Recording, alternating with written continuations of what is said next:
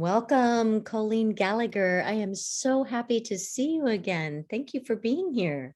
Thanks for having me, Jill. I'm super excited to be co-creating this conversation with you. Mm. We met at the Education 2.0 conference when you were showing up as a presenter in the educational leader category.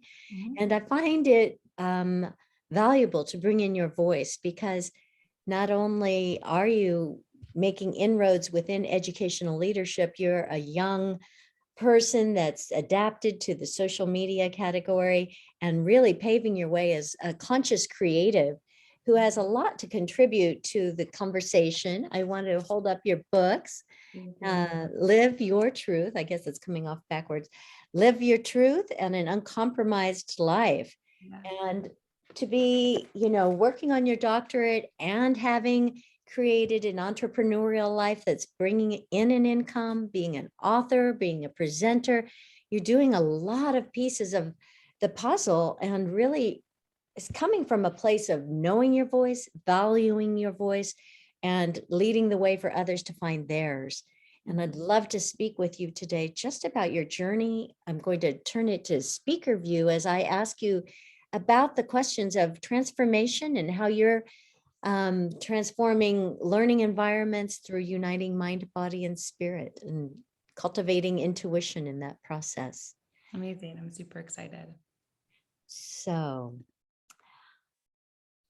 I would just like to first ask you, how is well, tell us about who you are and what you're doing in the world. Yeah. So my name is Colleen Gallagher, and how I really got started on this path is because I was diagnosed with thyroid cancer at age 14. So I still have a scar on my neck, and I call it my second smiley face. I was lucky enough to have two, but I was told I'd be on medication for the rest of my life, and that when I wanted to have children, it would be challenging. So I really went on a long journey where I suffered for a long time. And back in 2017, I really changed my life, where I left America, I left my corporate job, and I moved across the world to New Zealand. And this is where all by myself, no boyfriend, no anything, like no family, didn't know anyone there. And I began my journey to enhance my meditation and yoga practice, where I did this for 4 hours a day over 8 months, while also working another job, or my job. So I began my journey to creation, or to realizing that I had these memories from cancer that were held within my mind, that were held within my body, that were really locking me into a past reality I didn't want to live anymore.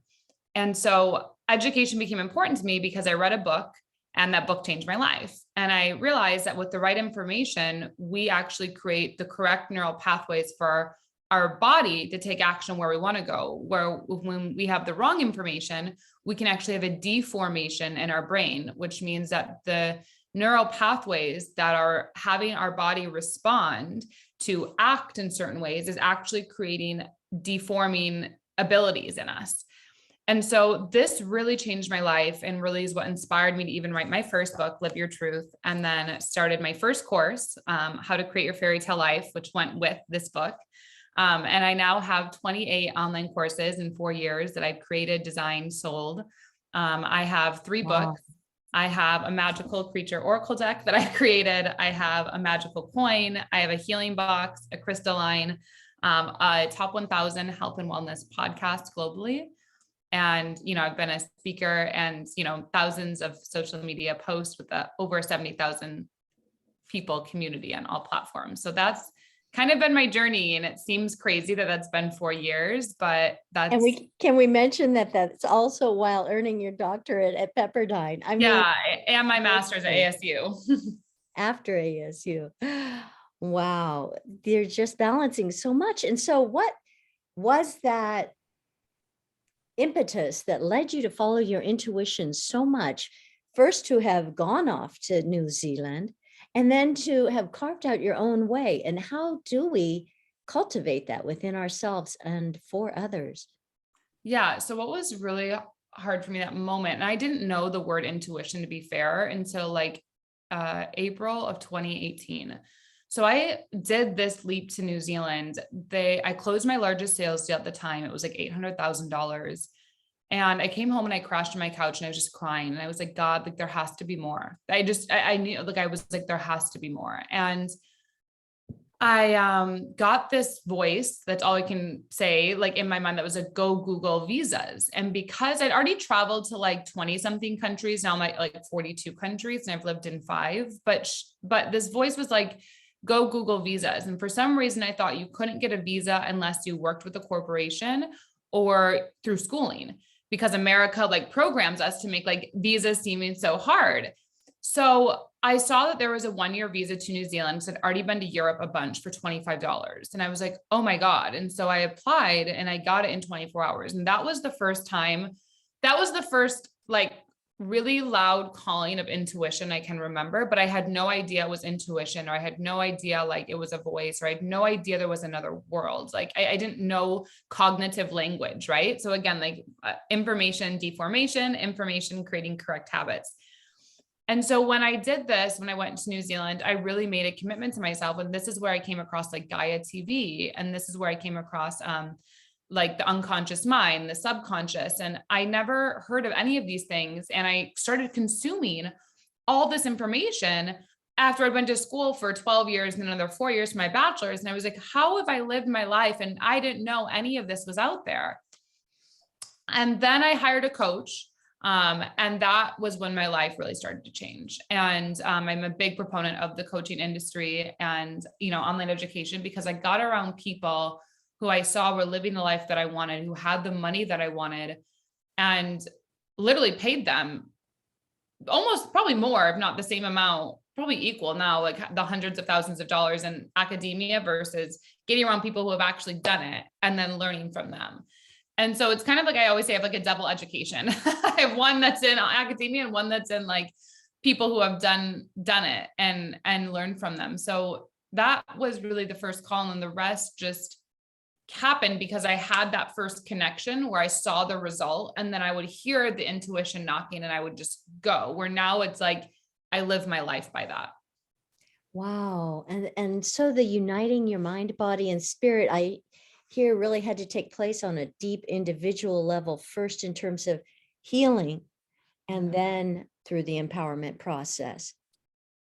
Definitely. Because if you're not like, you can't just go from like where you're at into empowerment. Like even Dr. Joe Dispenza says this, like your body, right, is the unconscious mind. And so what that means is that your body, right, like just like you brush your teeth, you can brush your teeth without thinking about it. You can pull out of your driveway without really thinking about it. Like this is your body doing automatic routines based on everything you've done. So when your mind chooses like, hey, I don't actually want to maybe go to work anymore, I don't want to drive in rush hour, which was me. I had that thought, and in my body had to follow up to what I chose. And so whatever is living within your body, like an automatic routine of not feeling enough, of feeling traumatized, of feeling shame, of feeling like scared, of not feeling secure because of something that you may not even remember has happened because you've created memories, like your body's automating this. And so you have to first start with awareness, which is, one, what do you actually want to learn? Where do you actually feel guided to? And a lot of us, we're going to school because we think that's our only option, when in reality, there's many other ways to learn. And as educators, we also have to be more creative and not just treating every student with the same assignment, where we can give more of an outline where it gives students a creative base to fulfill what they want to fulfill.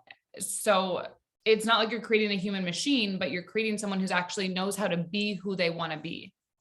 So this is especially as they're coming into the high school years that we're empowering the individuation, we're empowering the listening of their interests and how they want to express them. Yeah. And I think like, even like, let's say me, right? I have had hundreds of students, thousands, if you look at all my social media, but hundreds of students in different courses, right? The idea someone has as a business, or even the idea of what someone wants a relationship to look like, is wildly different. And if it was me saying, here is this assignment that you have to do and turn in on whatever it is, I would largely be missing allowing that person to connect with what do they actually want, because they're not wrong for what they want. It may not be what I want. It may not be what I see. It may not be what another student wants, but our job is to let someone come to their own remembrance of why they want to do that. And technology is so important in letting people students use it, because the AI, as we continue to go in, especially in a Web 3.0, is creating a system so that we are filtered into actually what is going to fulfill us. We're going to see opportunities. We're going to see new schools. We're going to see teachers. We're going to see fashion. We're going to see flights. We're going to see whatever that is that we're meant to go based on what the AI clicks we've done or what we've written about, so that we're actually living, we have a better opportunity to live the life that we actually say we want to live. This is really key. So can you help us understand it as how it's applied through your life and how it still is in action through your philosophy? And when you say Web 3.0, what is it that you're meaning by that? Yeah. So Web 3.0, right, is going to mean that I don't really believe we're going to, in more of developed nations, I don't believe, in the next few years, we're really going to see just brick and mortar classes. I think we're going to see a lot more virtual reality gamification coming into classrooms. And so it's important, I guess, when you're saying like how it's played into my life, right? Like when I went into New Zealand and I never even knew Gaia TV was a thing, right? Like I was like, what? It's like, I didn't know there was television off of television. And I start finding Dr. Joe Dispenza. I find finding Marianne Williamson. I start finding these other people that I was like, oh my God, like this finally makes me feel like I'm not alone. And, I had a client once, he was a bee farmer. I don't know personally anything about bee farming, but he wanted help with manifestation and business of how to, and like contracts, how to get his honey into more farmers markets. And so we did some social media things, and he got in like 10 new farmers markets within the time that we worked together to enhance his distribution. Now, the way that he found me, right, is because I was consciousness. I was talking about business from soul. I was talking about like, how do you really communicate from a way that feels good for you? And so his AI, right, like what he sees on social media is going to be a lot like how to make honey better, bee farming, new tools, like, and he should be seeing that. That's not relevant to me.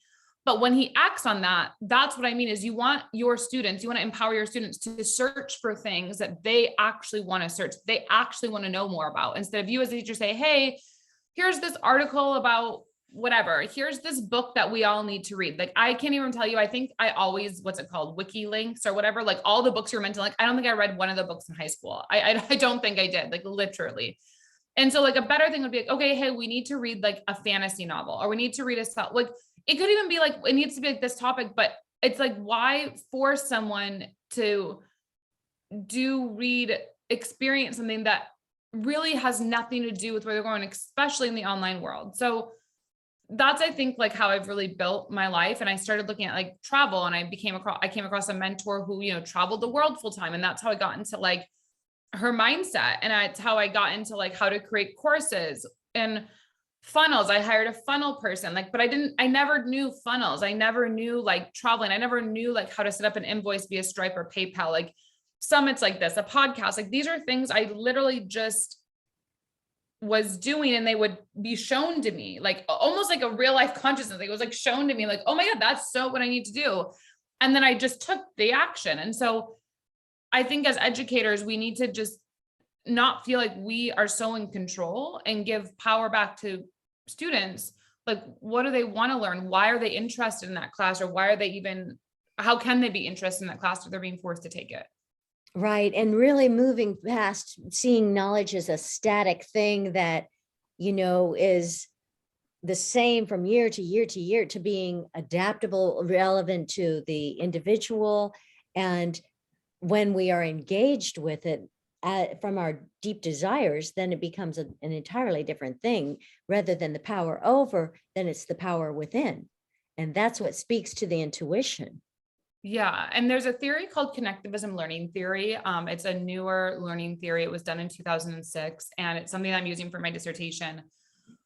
But it talks about this idea of knowledge, right? We have to look at whatever you're teaching, like how is that building the person's network, right? So if you're looking at like, let's say Live Your Truth, right? And so someone really likes this, they're going to go on Amazon, they might follow my author page, they'd see my podcast, they might Google me, and you'd see a bunch of things. But now they're expanding their network into me. And if they go onto my social media, I mean, I get, I don't know, hundreds of views on videos a day. So that's what, a few thousand a week. That's probably, I don't know, I'm probably close to 1 million views on everything. I have no idea. I haven't even looked it up. But if if you think about that, someone could go on and how many people they might meet just through what I've done to be connected to the right person. That's the power of like learning, is you want to connect people to where they feel their passion is, where they feel excitement towards. Some people will feel math and science. That was just not my path, you know? And some people will feel more creative based. It's not a right or wrong. It's like, it's just the power of choice. And I think that's what's important. I think that's what we're all asking for, even as educators, is we want to feel like we have more power and choice, which I know there's limitations under academia, but I think there's still ways as teachers, which is our job, to creatively teach what needs to be taught to still set up students for success. And this idea of connectivism, it's really a key for me because, that's where I've formed my own business, the transformed education, the key of connection, because then it's really about the connecting with the inside, connecting with each other, and connecting with your journey in the world as part of this one planet that we all have to learn to share. And so it's exciting for me to listen to you echo that, because I feel the power of being connected to your message, right? When you speak from that authentic place, when you're living from that authentic place, it is compelling. And then it becomes a very different power dynamic because it's magnetic pulling rather than the power over, push it in. And this is, I think, the fundamental shift that we're seeking to create. And Yeah.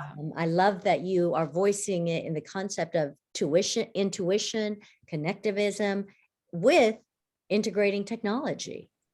Yeah. And I think the other thing that's like important, I mean, obviously you have to, when you're looking at children that are under age 18, you do have to look at like what their parents say, but I think like there's no reason, once you're in high school, that you cannot inspire a kid to have, a YouTube channel or a blog, or, ask what they want to do, or events, or whatever that it is. And I think that as educators, even if we take it from our side, right? Like, I know the teachers who were like so bored teaching what they were teaching. And I still do, even at my PhD level. And they know it. They know that I'm not really there. They know that I'm checked out and I'm typing. Like, my teachers still know this and I'm whatever. But what are they going to say to me? They know that my business is a bigger priority than what they're teaching me, because it's not relevant. I'm being forced to take it. But the classes that actually matter, which are the online ones for me, the policy ones, totally present, never on my phone or on my computer, then like totally listening, engaged. And, they're also engaged, though. I would say like the teachers that it's not fun as you, the teacher, to not feel intuitively or creatively connected to what you're teaching. Like, it's not fun. Like that can't be fun either. And I think that's why I love what I do, because it enhances who I want to be. And I don't believe any person living wants to just do a mundane task, a mundane work. And as a teacher, you are a light worker, you are called, you are a therapist, you are a coach, you are all those things. And so you have to be this person, like almost like a scientist in a way, that's like navigating all these things in your specific environment that are happening. What is this kid saying? What is this kid saying? What is this kid saying? And then you have to be the one that creates something based on feedback you're receiving, because these are all messages from something greater, coming to you for you to live more into who you're meant to be. And when you do that, then you can go to your review and say, look at, this is what I did this year. This is what I had this year. And you will be excited about your reviews because you can showcase what you've done. And that's even like, Freedom Writers. I met the teacher from Freedom Writers in Orange County, which was so amazing. Like, she's an amazing human being. Like, look what she did. And she put up a fight, and she's like, will be one of, a great legacy for teachers, probably in history of America for a long time. So I think like that's something that we don't challenge enough, or we don't take responsibility for enough, in my opinion, of what I've seen, in my experience. But there are, a lot of professors, academias, educators that have had my back too. How would you respond to somebody who feels kind of locked into an oppressive viewpoint? Well, I have these great ideas, but the administration doesn't want to hear any of them. That maybe they feel oppressed by the principal or the powers over them. And so it's feels too remote to like find that power within to make the difference. Well, I would definitely recommend watching Freedom Writers. If you haven't seen that movie, that would be step one. Two, I mean, I'm just not, it's really hard for me, and it's kind of intense. I just don't really believe in a victim mindset. So I do believe, obviously, there's bad things in the world. I'm not going to say that there's not, we all, especially I'm a woman, there's things that happen. but you have to make the choice at some point. There is a point, and this is the entrepreneur in me, the businesswoman in me, where you draw a line in the sand and you say, no, this is how it's going to be. I don't care what happens, but I'm going to, make it happen. And if that's not how you feel about teaching, then you're just not in the right job. And that's okay. It's okay if you're not in the right job. It's okay if you don't have that passion and that fire. If you see my videos that I do, you're just not in the right environment. So why then are you choosing to suffer? Back to what I said, like when I was in my job, I was knowing there was more. And if you feel like you're oppressed, but there's more, and you're not willing to change it in that environment, then you have to change. You have to go, because otherwise, why you're wasting your own life. And to me, that's like back to cancer. Like that's like the bigger issue, because you're wasting your own life on top of you're wasting children's lives because you don't even care enough to fight for yourself. So how would you fight for them? And that's intense, but that really is like the line in the sand when I said, like, I've had many professors who I've met that have fought for me, but because I fought for myself. And I was like, that's not relevant. That's stupid. And I would say this, and these teachers, even higher ed academia, would fight for me. Powerful.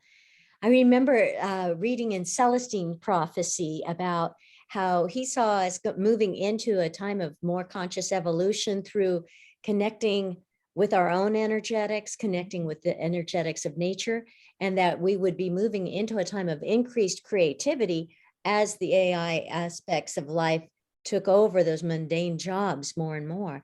And it was just inspiring, because I felt like it really does hold a hopefulness towards an increased creative life. And what I term you as a conscious creative, and I just wonder, like, how would you most invite somebody into that conscious creativity in their own lives? Well, number one, I would say read my first book, Live Your Truth. That's what I would say. That would be the first starting point. Or listen to my podcast, the Colleen Gallagher podcast. But one, like I said, you have to start giving yourself different information. Like I said, because when I was I was educated. I was a highly, bachelor's, 22, 3.5, worked for a $23 billion company. I was in a training program with them. Like I had access to arguably some of the best education that you could have, when it comes to business, when it comes to, multicultural, when it comes to travel, I don't know a lot of people at that age that had a better quote unquote education, but it wasn't the right information. So I had a deformation in my mind, where my deformation was causing neurological pathways to go into my body where I would be acting in ways that would be deforming to me. And so if you want to change, and you want to change, and you're saying, well, everything's so oppressive or this, I definitely recommend you have to start listening to different information, because your neurological pathways right now are telling you, I have to suffer. There's nothing that's going to be different. It doesn't matter. You are creating deformation in yourself, and only you can change that. It's just like saying, like, if you want to lose weight, no one can go to the gym for you. You can pay someone, which I believe in mentorship or coaching, to be accountable, but no one can do that for you. No one can force you to drink water. No one, when you're, doing, cancer and chemotherapy, like I've seen, no one can force you to do a Western medicine or an Eastern philosophy. That is a decision only you can make. And the same is true with living from within. The same is true with, why am I here? Having these reflective thoughts. Why is this purpose? And am I enjoying this? If I'm not enjoying this, you have one life. Like it just blows my mind. Like your life is so short. Why force yourself to do that? Even if it means you have to live in a downsized home, even if it means you have to maybe give up some things. Why? And I think the best education is going to be through your experience, and your experience can only happen when you get in new environments, when you do new things, when you find people that inspire, and you go, I don't know how this money is going to work out, but I'm going to trust it. I'm going to go for it. And then things just open up for you, because you're like, oh my God, I never knew life could be this way. And that's if you aren't doing that for yourself, you definitely can't be facilitating that for people under the age of 18. Mm-hmm, mm-hmm. And so here's somebody very inspired, listening, wanting to connect more with their intuition, because they've been molded by their roles. I'm this, I'm that, by these outer roles as wife or mother or teacher. And so now you're saying, listen within. There's a guiding force called your intuition that will lead you right? How do you connect with that force? Yeah. The first thing is you have to get good at listening. I mean, one, I do have a course on intuition, so you can take that, but it's all about, but one, you have to just get good at listening. And what that really looks like is just kind of breathing, just really being present and feeling the sensations. Like for me, I just felt it in like my third eye, like my frontal cortex. And I also felt it like on my arm. And I just felt like this. And so you just kind of like going like, okay, what am I feeling? I'm feeling anxious, or I'm feeling upset, or I'm feeling inspired, or I'm feeling like tapping into these people. Okay, where am I being guided? What am I being led to? Where am I being guided to? What would bring me joy? And then let this complex, interconnected system that's unseen give you that memory, give you that vision, give you that voice. And then just say, okay, what do I do to act towards that? And that would be kind of, I would say, like, how do you really break intuition down as a tangible relationship? And have the courage then to follow it. That's the other piece. Yeah, I think Hear it, but then following it.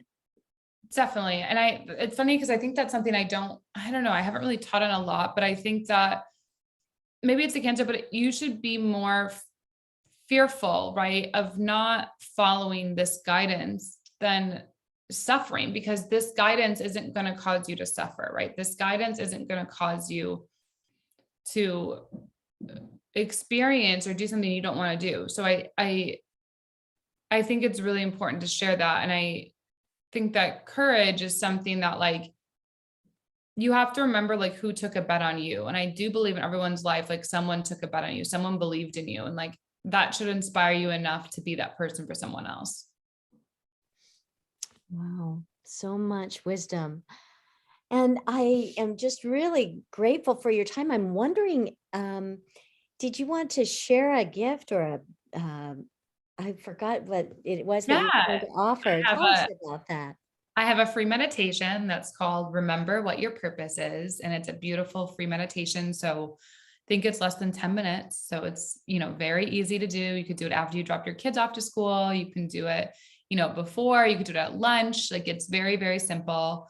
And it just really lets you connect within and remember why you're here and feel really confident and good in that. And it's on my website. So the link will be in the comments or around here. Yes, and you'll have the links to your website and all these courses because there's so many. Can you just share once again so we know some of the courses to choose from? Yeah. So my website is www.colleengallagher.co. And my courses, I have 27 of them, but my first course was how to create your fairy tale life. And that's all around, like, how do you find clarity on your purpose? How do you find out, like, the truth of why you're here? How do you clearly communicate that? How do you create new habits around that? How do you leverage technology? How do you get new information that is aligned and alive for you?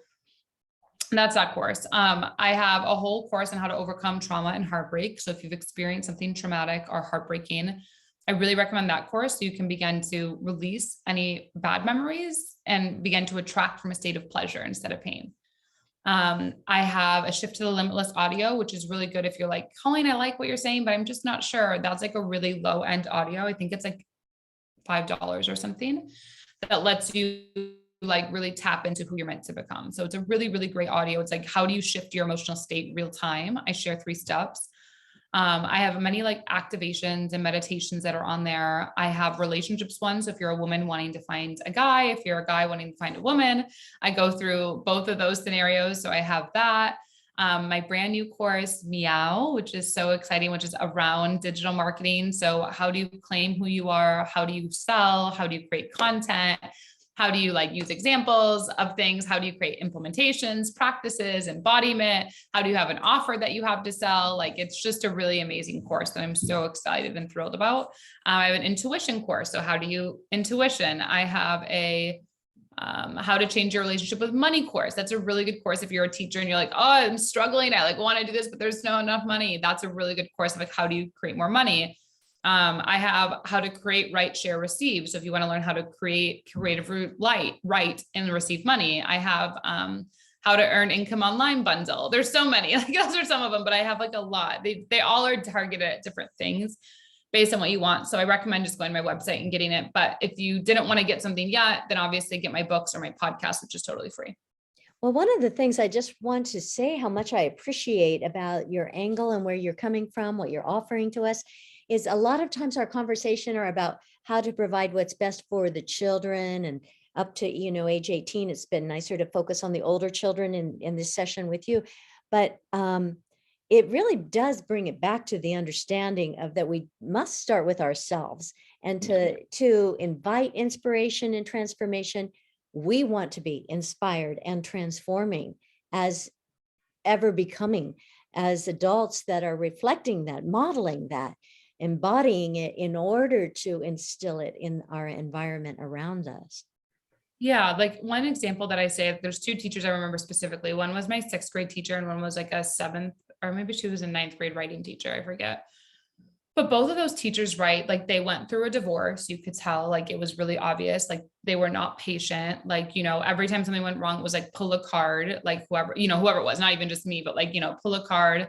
We would do an assignment, but everyone's like so excited and still talking because it was genuine, like about like, I remember it's like a Lego game we were doing and whatever it was, we were so excited. And I remember we were talking and like, she was like, everyone be quiet. And like, it was like, actually the right thing to do is like, let that time go on for us to keep connecting about the Legos. And you could tell like they weren't happy. And like one of the other women, like she had this big farm. Like I remember I would ask her questions and she had this big farm and she had llamas and she had all this stuff. And I'm like, why is she a teacher? Like, she's not meant to be. Like, it was so bizarre to me. I'm like, she needs to be in agriculture. Like, it was so obvious that she was not where she was meant to be. And again, there's nothing wrong with that. Like, there's no shame if it's not where you're meant to be. If you're meant to be in therapy, if you're meant to be a coach, if you're meant to be whoever, like, maybe you're meant to take a year off.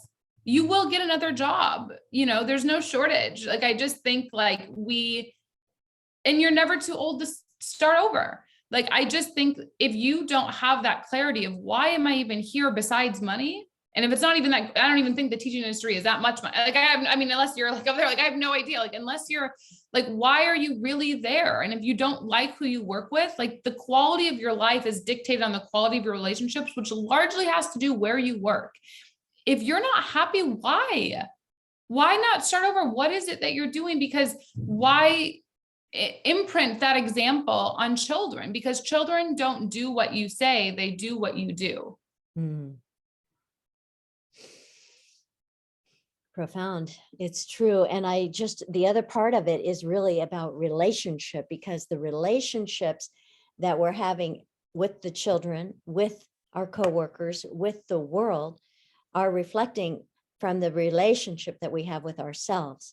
Yeah. And it was so intriguing to me that even as busy as you are with all your endeavors, I felt really related to. I felt like you had the energy to connect with me on a like eye-to-eye level, and seeing into one another. And I think that stems back to like, are we having energy? Are we fed? Are we being available to connect and relate? Or is it just feeling like going through the motions? Yeah. And I really applaud the relationship building that is fundamental to making those inroads to how you really want to activate and empower and transform our lives. Totally.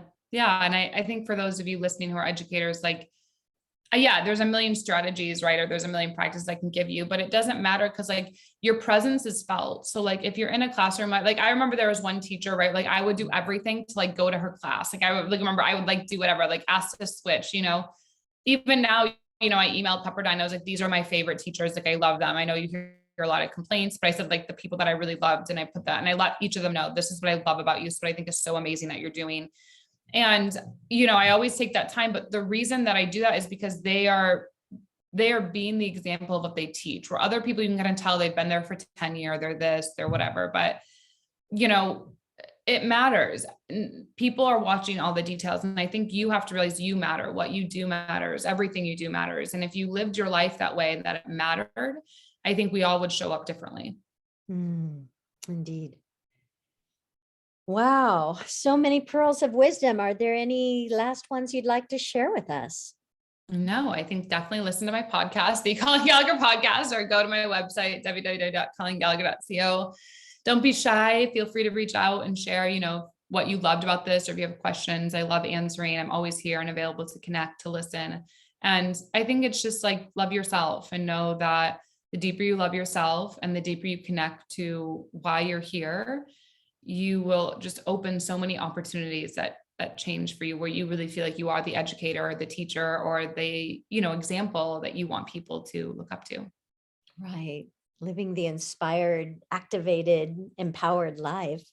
Isn't that what we really want when it comes right down to it?